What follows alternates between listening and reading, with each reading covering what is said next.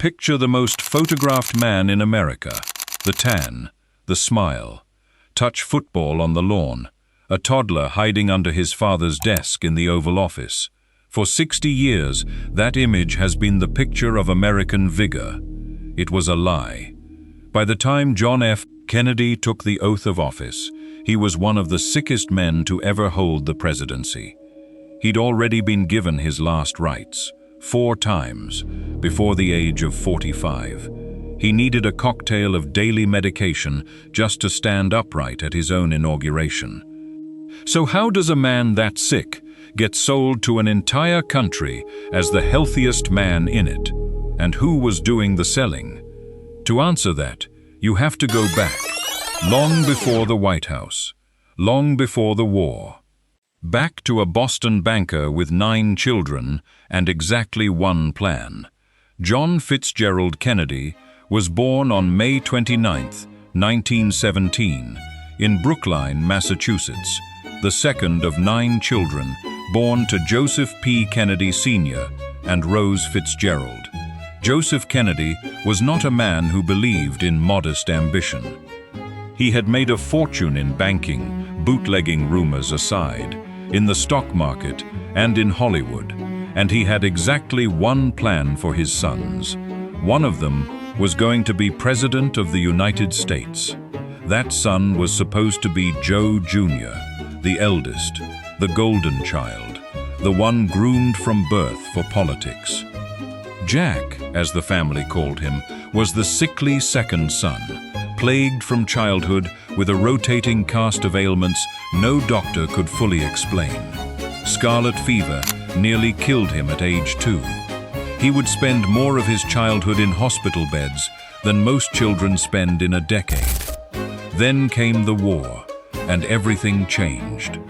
Joe Jr. volunteered for a dangerous naval aviation mission over the English Channel in 1944. His plane exploded before it ever reached its target, killing him instantly. And with that single loss, the family's entire dynastic ambition shifted, without warning, onto a second son who had never asked for it. Jack had his own war story already forming, and it would become the foundation of everything that followed. In August of 1943, Kennedy was skippering a patrol torpedo boat, PT-109, in the Solomon Islands when a Japanese destroyer sliced it in half in the dead of night. 2 men died instantly. Kennedy, despite a chronic back injury that had plagued him for years, swam for hours, towing a badly burned crewman by a life jacket strap clenched between his teeth, then led his surviving men through open water to a small island and kept them alive for 6 days until rescue arrived. It was genuine heroism. But here is the detail that matters. Joseph Kennedy did not wait for the story to spread on its own. He orchestrated it. He got it placed in Reader's Digest and the New York Times. He turned a junior officer's survival story into the opening chapter of a political myth, years before his son ever ran for anything. The machine that would eventually build Camelot had already started running. Kennedy entered Congress in 1946 and the Senate in 1952, defeating a sitting incumbent in a race his father's money and connections quietly engineered from behind the scenes. And through all of it, the illness never stopped. In 1947, a British doctor privately diagnosed him with Addison's disease, a rare disorder in which the adrenal glands fail to produce adequate hormones. Left untreated, it is fatal. The Kennedy campaign's public position for the rest of his life was that he did not have it. That denial required real work. Kennedy took daily doses of cortisone and other steroids, hidden in safety deposit boxes in multiple cities so that no single failure point could expose the truth. He wore a back brace so rigid it likely cost him his life later, because it kept him upright and immobile at exactly the wrong moment. But in public, none of it existed. There was only the tan, the energy, the war hero, the vigor. By 1960, that manufactured vigor was the entire campaign. Kennedy ran against Vice President Richard Nixon in an election that came down to televised debates nobody had ever seen the like of before. Radio listeners, polled afterward, thought Nixon had won. Television viewers, watching Nixon's pale, sweating face against Kennedy's composed tan, thought Kennedy had won decisively. It was the first time in American history that how a candidate looked mattered as much as what he said, and Kennedy's team understood that instinctively. He won the popular vote by 0.2%, one of the narrowest margins in American history, and became, at 43, the youngest man ever elected to the presidency. The early presidency nearly ended him politically before it began. In April of 1961, Kennedy approved a CIA-organized invasion of Cuba by anti-Castro exiles at the Bay of Pigs. It was a catastrophe. Within 72 hours, the exile force crushed, over 1,000 captured. Kennedy publicly took responsibility and privately learned a lesson that would matter enormously 18 months later.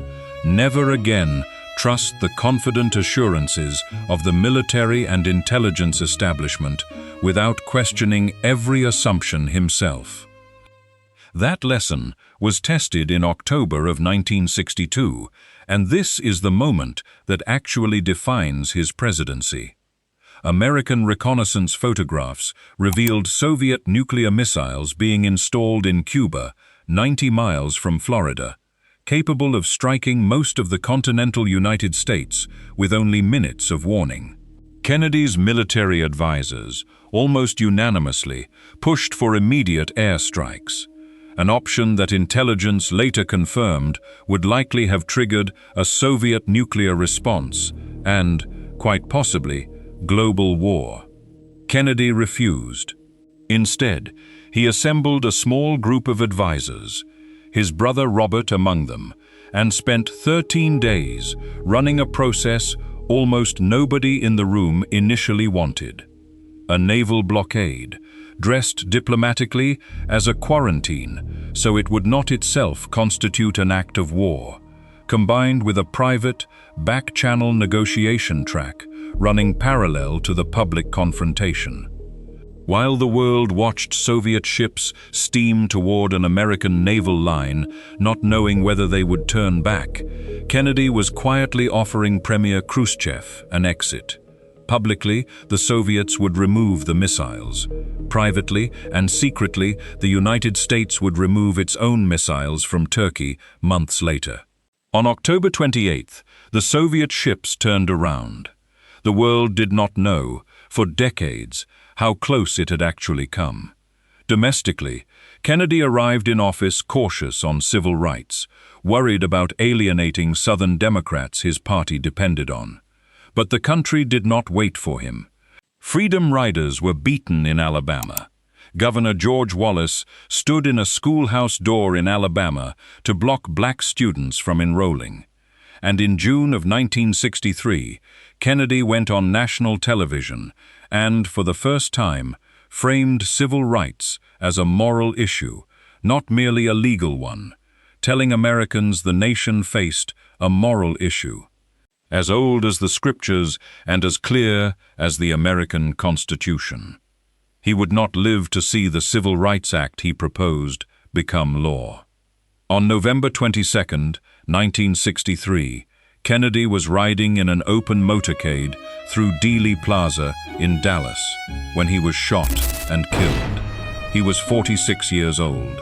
The nation's grief was immediate and total, and it created a vacuum that his widow, within a single week, moved decisively to fill. In an interview with a journalist just days after the funeral, Jacqueline Kennedy invoked the Broadway musical Camelot, telling him that her husband had loved its closing lyric about one brief, shining moment. The comparison caught fire instantly, and it never really let go. Camelot became the frame through which an entire presidency, cut short at not even 3 years, would be remembered. A golden, unfinished promise, cruelly interrupted. The years since have complicated that frame considerably. We now know Kennedy conducted numerous extramarital affairs while in office, some involving significant security risk. We know the extent of his medical concealment went far beyond what even sympathetic historians once assumed. A president managing chronic pain and a life-threatening endocrine disorder while simultaneously running the most dangerous nuclear standoff in human history.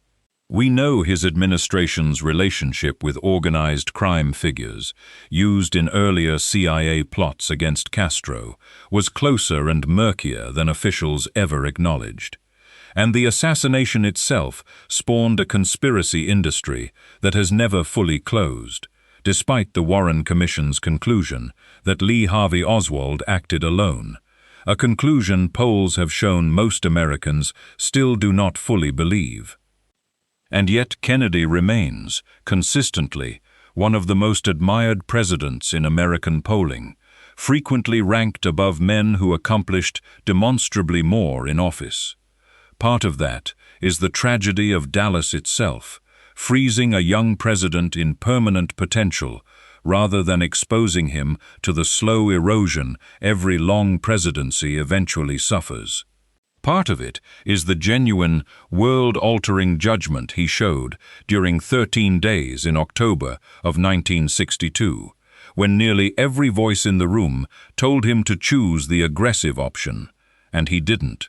And part of it, unavoidably, is the myth his own family built, piece by piece, starting with a magazine article about a sinking boat 2 decades before he ever became president. The gap between the man and the myth is not a footnote to the Kennedy story. It is the story. A chronically ill man was sold to the country as the picture of health. A narrowly, almost accidentally elected president was remembered as a golden age, and a nation that lost him in an instant of violence has spent 60 years deciding which version of John F. Kennedy it actually wants to remember. If this kind of history, the gap between the image and the man, is what keeps you coming back, hit subscribe so you don't miss the next one, and drop a comment. Which part of Kennedy's story surprised you the most?